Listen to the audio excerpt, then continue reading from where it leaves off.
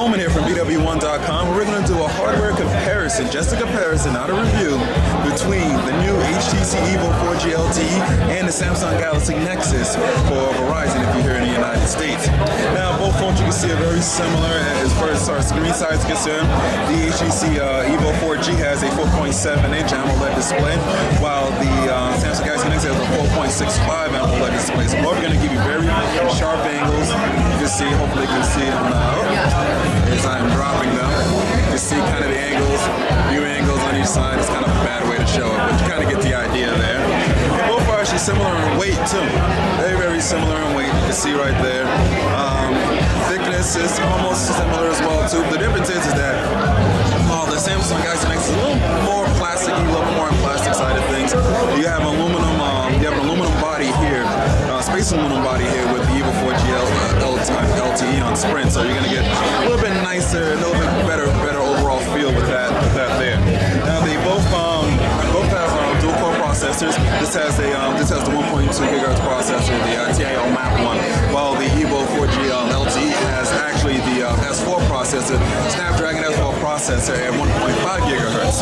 Both of them run Android 4.0 Ice Cream Sandwich, obviously. The difference being that you have Sense 4 on top of here, which is a custom skin. It's just the standard version of Android 4.0 on here, but they're very similar in a lot of ways, though, too. Even down to the controls here.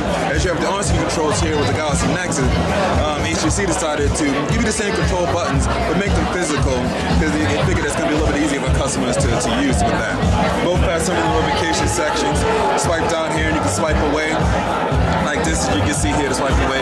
Different things you don't want to see, as you see me swipe away there. Nice thing here is they put the settings in a different section there. Have a clear button, X button. They just kind of basically took this and kind of put HTC skin on top of it. You pretty much got the same thing, but it simplified it than from what they had before, where it was clunky and it had all these different buttons and arrangements and all sorts of crazy stuff going on before on the older versions of Android.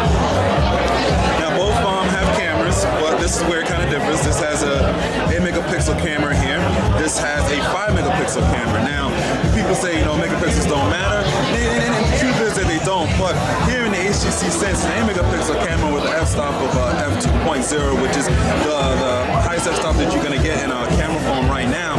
And so you're going to get more lighting. It uses image chip, which is HTC's image chip, to give you a good processor, good image processing when using an image sense, just to make the image that much better. They can show you right here the differences in the camera app too. They both have a kind of a stock feel to them. Let's find the camera application on here.